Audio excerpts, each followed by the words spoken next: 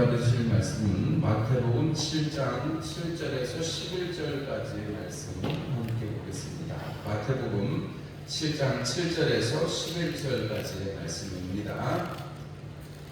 구하라, 그리하면 너희에게 주실 것이요, 찾으라, 그리하면 찾아낼 것이요, 문을 두드리라, 그리하면 너희에게 열릴 것이니, 구하는 이마다 받을 것이요, 찾는 이는 찾아낼 것이요, 두드리는 이에게는 열릴 것이니라. 너희 중에 누가 아들이 떡을 달라 하는데 돌을 주며 생선을 달라 하는데 뱀을 줄 사람이 있겠느냐? 너희가 악한 자라도 좋은 것으로 자식에게 줄 알거든 하물며 하늘에 계신 너희 아버지께서 구하는 자에게 좋은 것으로 주시지 않겠느냐? 할렐루야. 오늘 저녁에는 마태복음 7장 7절에서 11절의 말씀으로 신뢰를 훈련합시다 이런 제목으로 말씀을 함께 나누려고 합니다. 여러분, 이 세상에서 제일 믿을 만한 게 뭐가 있을까요? 세상에 믿을 만한 게 뭐가 있을까요? 여러분, 세상에 은행 믿을 수 있으세요? 은행? 옛날에 은행에 돈 맡기면 은행이 안 없어지고 내 돈 안 떼어놓고 잘 있는 줄 알았는데, 여러분 은행 망하는 거 많이 보셨죠? 여러분 그전에는 은행이 망할 거라고 생각해 보신 적 있으세요? 없으시죠? 미국에서는 뭐 숱하게 동네에서 은행 망하고 그렇지만 우리나라는 은행이 망한다는 걸 생각도 못 해봤잖아요. 그런데 지금은 은행에 5천만 원까지만 예금해놓은 거 보호해주고 나라에서 보호해주고 그 이상 적으면 혹시 은행이 잘못돼도 보호를 못 해준다 이런 법을 만들었습니다. 그때 은행이 망가지고 막 이럴 때요.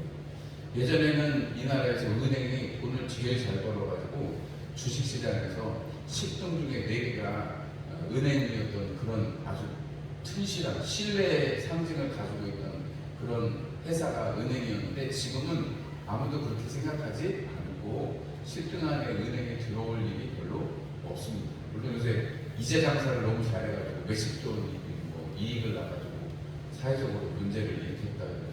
아니 뭐 돈 벌려고 하는 건데 그러면 돈 버는 걸 뭐라고 하겠어요? 그냥 사람마다 생각하기 좀 다르긴 한데 그거는 이제 제가 드릴 말씀은 아닌 거고, 우리가 신뢰 대상으로 삼았던 것이 쓰러지는 것을 우리는 많이 경험합니다. 그렇게 돈을 맡기는데 철저할 것 같았던 그것이 뭐 우리 동네에서도 뭐 저기 3마리 보면 문제가 있다고 하니까 거기도 문제가 생긴다고 사람들이 돈을 빼가면서 한두 달 전에 난리가 났었던 그런 일이 있었습니다. 우리가 믿노라 했던 사람이 있는데 믿노라 했던 사람도 언제 끝까지 그 믿음을 잘 지켜주는가 하면 믿음을 저버리고 실망을 주거나 뭐 도망가거나 이런 경우가 많습니다. 사기꾼들을 얼마나 믿게 하는지 몰라요. 그죠? 제가 이전에 처음에 섬겼던 춘천교회에서 어떤 집사님이 이제 교회에 왔어요. 요새 말씀드렸던 분이 그렇게 사람들한테 간이고 쓰여지고 다 빼주는 거예요. 너무 잘해요. 전도사님 잘해요. 목사님에게도 너무 잘해요. 식사도 잘하고 선물도 사가지고 사람들한테 밥도 잘 사고 부동산 하시거든요. 근데 어느 날 사라지셨어요. 근데 그 사람이 그럴 리가 없는데, 근데 나중에 봤더니 이 사람한테 돈을 빌리고 저 사람한테 돈을 빌리고 그 돈 빌리고 나서 사라졌어요. 돈을 많이 빌리고. 우리가 그 주변에서 그런 얘기를 너무나 많이 봅니다. 몇 달 전에 또 부여를 시끄럽게 하고 뉴스에도 나왔던 사건들을 우리가 보고 그것 때문에 남들이 목숨을 끊기고 이런 일이 있었잖아요. 우리가 그런 걸 보면 신뢰의 대상으로 삼는 이 땅에 있는 것들은 참 우리가 어떻게 보면 부질없다고 할 정도로 우리가 신뢰를 물론 안 믿으면 그렇지만 그닥 믿음을 줄 수 있을 만한 대상이 아니라는 걸 우리가 알게 됩니다. 그런데 그럼에도 불구하고 우리는 사람들이 서로 믿고 살아가야 된다고 하고 신뢰를 회복해야 된다. 사회가 신뢰를 회복해야 된다. 이런 얘기를 많이 하잖아요. 그죠? 우리가 다 못 믿고 살아가면 우리가 눈에 볼 때마다 저 사람은 나를 속일 거다. 저 저 사람은 나한테 사기를 치고 이러면 얼마나 불안해서 살 수가 없어요. 그죠? 그래서 어느 나라든지 어느 사회든지 여러분 우리가 이 믿음을 회복한다는 건 중요한 일인데 사실 우리나라는 이 번외적인 얘기입니다만 사기꾼에 대해서 그렇게 막 세게 형량을 주지 않는데 미국이나 유럽 같은 데는 신뢰를 저버리는 거에 대해서 형량이 엄청나게 셉니다. 금융범죄든 뭐든 다 약속을 기반으로 하고 있는 건데 그 약속을 깨는 사람들에서는 죄가 엄하거든요. 근데 우리나라는 사기를 쳐도 10년도 안 살아요. 사람을 죽여도 10년 안 사는 경우가 많은데 우리나라 사기 범죄가 너무 약해가지고 저 같아도 제가 만약에 무슨 돈을 만지는 사람이면 사기쳐서 한 10년 살다 나와서 그 돈 가지고 흥청망청 쓰면서 살 것 같아요. 저 같아도 목사가 이런 말 한다고 믿음이 없구나 이런 생각해서 마치고 아니 몇백억을 땡겨가지고 자기가 잘 숨겨놨으면 저기 마늘밭에 묻어놓으면 누가 알겠어요. 그리고 10년 살고 나와가지고 그러고 잘 먹고 잘 살면 되죠. 이 세상이 지금 우리나라의 법이 그런 거를 어떻게 보면 강제를 하고 있는 거랑 마찬가지예요. 물론 그러지 않고 그런 욕심에 빠지지 않고 사는 사람들이 많습니다. 오늘 신뢰를 훈련하자고 했는데 우리가 이 세상에 있는 기업이라든지 사람이라든지 신뢰할 대상은 못 되지만 우리 주님은 우리가 믿는 하나님은 우리가 구주로 영접한 예수 그리스도는 또 우리 안에 오신 성령님은 신뢰의 대상입니다. 여러분들의 믿음의 대상이세요. 아멘이시죠? 여러분 안에 성령님이 계시죠?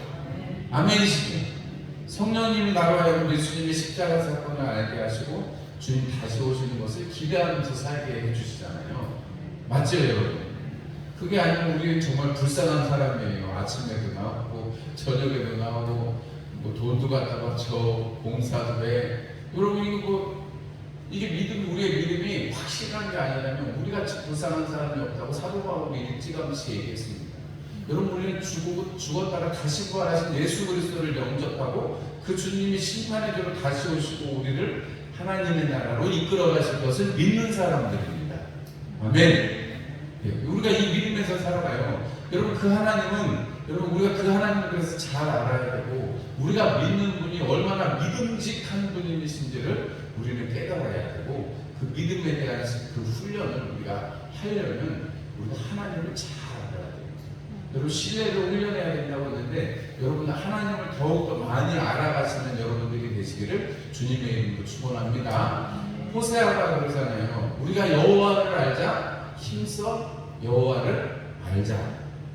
힘써서 어떻게 하자고요? 하나님을 알아가자. 우리가 지식적으로 알아가는 것뿐만이 아니라 여러분 그 알자라는 말이 히브리어 말로 야다라는 말인데 그거는 남자하고 여자하고 정을 통하는 걸 뜻하는 말이에요. 그거는 경험을 안 해본 사람은 몰라요. 그죠? 그렇게 친밀하고 사랑하는 사람 사이에 일어날 수 있는 일들을 경험하는 거예요. 하나님하고의 관계도 그래서 경험을 해야 된다. 하나님을 알려면 하나님이 하시는 일을 알아야 돼요. 하나님 자체도 알아야 되고 하나님이 하시는 일도 알아야 돼요. 우리가 하나님에 대해서 여러분 어떤 하나님이세요? 영원하신 하나님, 전능하신 하나님, 전지하신 하나님, 무소부재하신 하나님, 없는 곳이 없으신, 그리고 우리에게 신실하신 하나님, 그리고 우리를 향해서 참으시는 하나님, 자비로우신 하나님, 우리에게 승리를 주시는 하나님, 우리에게 치료를 주시는 하나님. 여러분 우리 하나님에 대해서 우리가 많이 들었습니다. 그리고 여러분 중에 이런 것들을 경험하신 분들이 있을 거예요. 하나님이 나를 정말 그 능력의 손으로 붙들어 주시는구나 하는 거를 여러분들이 경험하신 분들이 있을 거예요. 사람이 계속 딱 붙드는 것 같은 그런 건 아니겠지만 하나님이 내 삶을 붙들고 계시구나, 나를 지켜주고 계시는구나 경험하신 분들이 많을 거라고 믿습니다. 아멘이십니까? 아니었으면 어떻게 살 뻔했어요? 아니었으면 우리가 어떻게 지금까지 견뎌왔겠어요? 지금도 견디고 있는데, 그죠? 하나님은 우리에게 좋은 것을 주시는 분. 예수님이 산상수훈에서 구하라, 찾으라, 두드려라 이렇게 말씀하시면서 하늘아버지께서 좋은 것으로 주시지 않겠느냐 이렇게 말씀합니다. 그러면 예수님께서는 이미 하늘아버지께서 좋은 것으로 예수님이 이 땅에 오셨을 때 좋은 것으로 함께 하셨을 뿐만이 아니라 그 맡기신 사명을 감당하기까지 힘과 은혜를 주셨다는 걸 알 수 있습니다.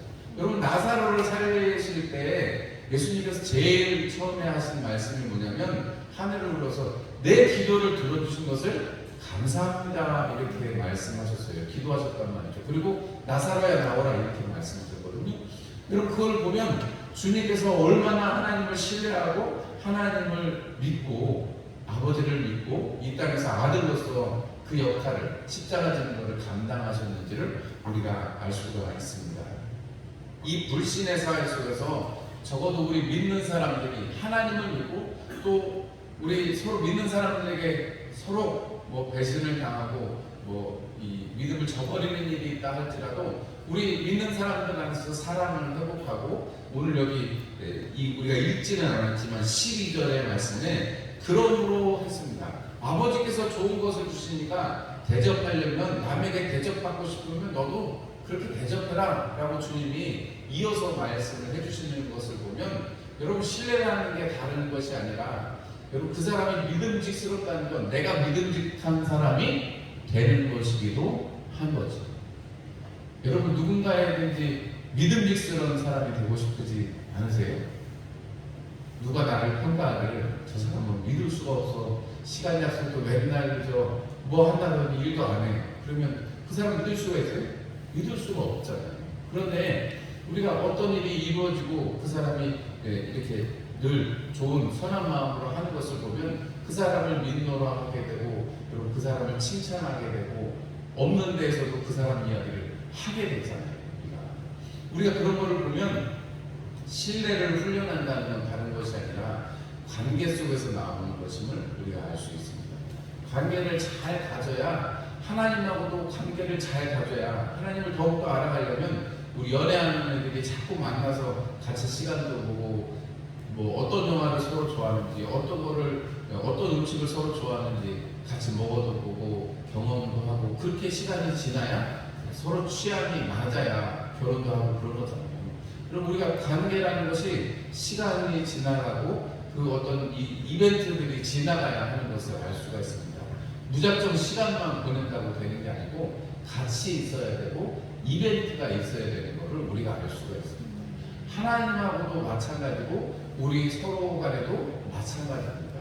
우리가 지난번에 우리 야유에 갔다 왔잖아요. 목포로 갔다 왔는데 바람이 너무 쉬어가지고 고생을 좀 하긴 했습니다만 그래도 뭐 오랜만에 바람도 쐬고 꽃바람도 쐬고 맛있는 것도 먹고 이렇게 구경도 하고 오니까 좋잖아요. 그죠? 우리에게 1년에 한 번 2023년에 우리 코로나 끝나고 그때 우리 목포 갔었지 케이블카 탔었지 하는 기억이 있으니까 이벤트가 있으니까 여러분 우리가 그때 함께 했던 사람들 또 우리 성도들 못 간 사람들을 포함해서 우리 안에서 더 사랑을 이야기할 수 있는 그러한 것이 되는 거죠. 그래서 여러분 이 신뢰를 하기 위해서는 하나님과의 관계에서 신뢰를 가져야 되고 사람들과의 관계에서 신뢰를 가져야 되는데 하나님을 향해서는 여러분 우리가 무조건 감사하고 무조건 순종하면 하나님하고 신뢰를 우리가 훈련할 수 있습니다. 여러분 하나님께서 주시는 거는 뭐든지 어떻게 해요? 감사합니다 하고 받아야죠. 아멘이시죠? 감사함으로 받으면 버릴 것이 없습니다. 감사함을 하나님이 주신 걸 우리가 믿음으로 받아들이기 시작하면 우리가 생각할 때 쓸데없다고 생각했던 것도 그것이 다 나중에 소용이 되었구나. 심지어 나의 고난과 어려움까지도 나에게 하나님이 소용되게 하셨구나라는 것을 알 수가 있는 거죠. 여러분 다 그렇게 경험해 보셨죠? 하나님 이런 걸 왜 주시고 이런 사건을 왜 겪게 하시나 싶었는데 지나고 보면 그것도 우리에게 다 쓴 약이 되어서 하나님을 더 깊이 사랑할 수 있는 은혜가 된 것을 생각하면 우리가 하나님을 믿는다고 하면서 늘 내 편에 서서 내가 생각하고 내가 원하는 대로만 한다면 여러분 우리가 아이들이 사탕 달란다고 맨날 사탕만 주면 애들 이빨은 다 어떻게 해요? 이는 어떻게 해요? 맨날 치과를 가도 아마 어른이 되기도 전에 치과에서 틀니를 해야 되고 맨날 사탕만 먹고 단 것만 먹고 요새 소화당뇨가 그렇게 많아진대요. 왜냐면 애들한테 먹이고 싶은 거 뭐 그냥 달라는 대로 다 주는 부모들이 많아가지고 소화당뇨가 애들 급증한다는 얘기 여러분 그거 왜 그래요? 하나는 대로 준다고 되는 게 아니라 여러분 정말 참 부모라면 이 관계 속에서 건강을 위해서 어느 정도는 줄 수 있어도 잘 절제를 시켜야 돼요. 그걸 못하니까 그런 거거든요. 하나님하고의 관계에서는 우리가 하나님 앞에 우리가 어린아이와 같은 처지라면 하나님께서 우리를 향하신 그 계획과 하나님의 일들에 대해서 우리가 온전히 신뢰를 하고 하나님이 하시는 건 무조건 최고 이런 믿음이 있어야 되는 거죠. 아멘이시죠? 하나님이 나에게 해주시는 건 무조건 최고다. 여러분 이 고백이 여러분들의 고백이 되시기를 주의 이름으로 축원합니다. 그래야 하나님을 신뢰할 수 있죠. 하나님은 맨날 나한테 찌끄레기만 주시는 것 같아. 그러면 여러분 하나님을 어떻게 믿을 수가 있어요? 하나님이 나한테 맨날 찌끄레기만 주는 거예요. 하나님은 찌끄레기에 큰 건더기를 주시는 분이 있어요. 맞죠 여러분? 하나님 앞에 신뢰한다는 건 하나님 앞에 무조건 감사한다는 것입니다. 여러분들이 하나님 앞에 무조건 감사하고 내게 주어진 그 어떤 것도 감사의 고백을 하실 수 있기를 부탁을 드립니다. 또 하나님 앞에 신뢰를 잘하려면 하나님이 시키는 건 뭐든지 순종을 해야 됩니다. 하나님께서 하라고 하시는 것은 순종을 해야 됩니다. 그 순종 속에서 하나님을 향한 신뢰가 훈련이 되어지는 것입니다. 하나님이 시키시는 것에는 이유가 있습니다. 그것이 또 내 안에서 확인되어야 되고 또 여러 가지 상황과 환경 속에서 확인이 되어져야 합니다. 여러분 하나님이 순종하라고 하실 때 여러분 예레미야 같은 선지자를 한번 예를 들어볼게요. 얼마나 여러분 창피해요. 빨개 벗고 가서 말씀을 전하는 그냥 말씀을 전해 들을까 말까 하네. 왜냐면 망한다는 건데 가서 빨개 벗고 말씀을 전하려면 여러분 누가 그거를 제대로 들어주겠어요? 미친놈이라고. 아니 여러분 아니 호세아 같은 경우 예를 들어보세요. 호세아 아니 음탕한 여인 자꾸 아멘을 가서 찾아오래. 돈도 들어가죠, 수고도 들어가죠. 감정적으로는 얼마나 수고가 되겠어요. 그런데 하나님이 자꾸 그 오면을 가서 데리고 오래요. 여러분 우리가 하나님이 말씀하시는데 그 선지자는 순종을 했습니다. 예레미야도 그렇고 호세아도 그렇고. 근데 요나는 어떻게 해요? 하나님 앞에 순종하기 싫어서 반대로 갔다가 물고기에 삼키셨다가 토함을 받는 역사를 보게 되죠. 여러분 순종하면 하나님의 일에 무조건 순종하면 그러면 하나님께서 우리가 이해할 수 없는 일이라 할지라도 그것을 통해서 하나님의 일들을 이루어 가시는 것을 알 수가 있습니다.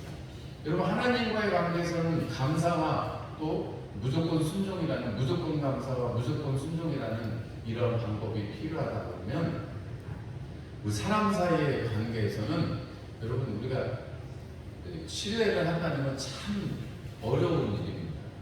여러분 저 믿으세요? 저 믿으세요? 제가 어느 날 갑자기 가서 장로님 보세요. 제가 돈이 급하게 필요한데 한 100만 원만 좀 빌려주시면 안 돼요? 빌려주실 거예요? 안 주실 거예요? 그냥 주실 분은 있을 것 같아요. 빌려주지 않으시고. 사람 사이에 동거관계하는 거 아니라잖아요.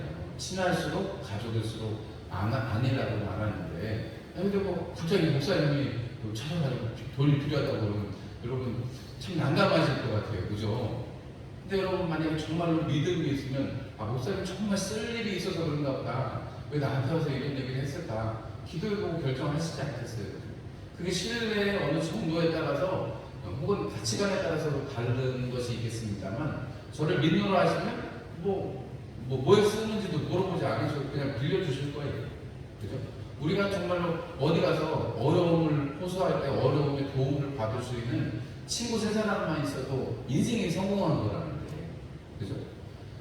그렇게 생각하면 우리가 지금 단순히 돈 얘기를 꺼내서 죄송스럽습니다만 관계 속에서 우리가 신뢰를 가지고 하는 것은 많은 시간과 많은 사건들을 통해서 그 사람을 알아가고 그 사람의 됨됨이라든지 그 모든 것들을 보고 우리가 판단을 하게 되어 있습니다. 그럼에도 불구하고 오늘 여기 주님이 하시는 말씀 우리가 읽진 않았지만 12절에 네가 대접받고 싶으면 그렇게 똑같이 대접을 해라 그 말씀에 비추어서 생각을 해본다면 우리가 사람 사이에 신뢰를 한다는 것은 나를 대접하는 거라고 생각하시면 돼요. 내가 저 사람을 믿노라 하면 아까도 제가 그냥은 주실 줄 알고 빌려주시는 분은 없을 거다. 아까 말씀드렸던 그 집사님에게 어떤 권사님이 돈을 빌려줬어요. 빌렸는데 그분이 돈이 아까운 게 아니고 돈 500만 원, 그 다음에 20년 전에 500만 원을 빌려줬는데 500만 원이 아까운 게 아니고 그 권사님의 고백은 나는 500만 원이 아까 500만 원 그냥 주는 것처럼 생각했고 빌려달라고 했지만 나는 그 사람을 잃어버린 게 너무 마음이 아프다. 이런 고백을 하시더라고요. 여러분 500만 원이 얼마나 20년 전이면 얼마나 커요.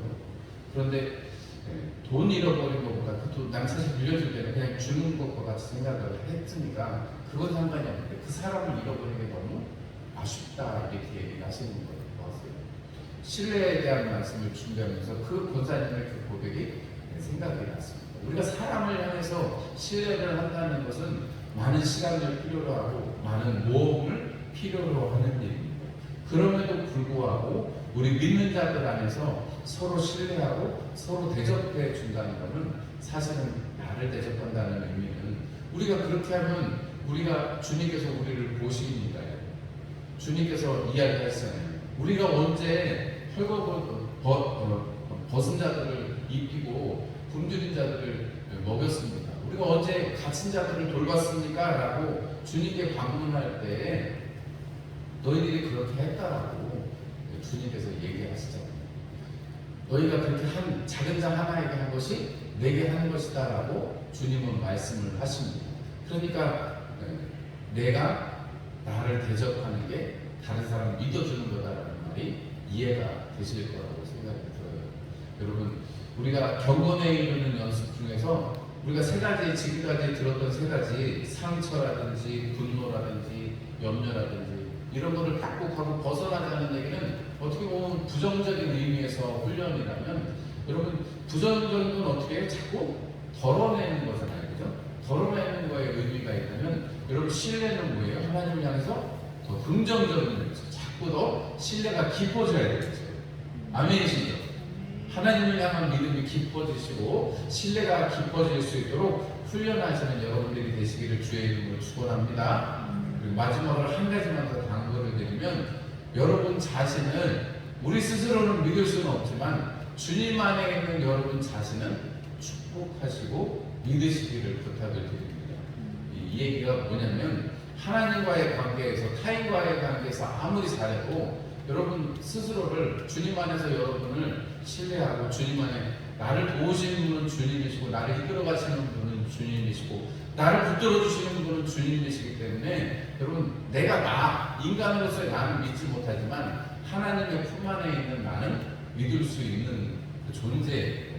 여러분들이 그 존재로서의 귀한 것을 인식하시고 여러분 자신도 스스로가 믿지 않는데 누가 믿어주겠어요? 맞죠? 마지막으로 여러분 자신도 믿는 연습을 잘 하시고 나는 이래서 안 돼, 나는 이래서 못해 하지 마시고 주님 안에서 능력 주시는 자에서 할 수 있다는 사도 바울의 고백이 여러분들의 고백이 되시기를 주의 이름으로 축원합니다. 기도하겠습니다.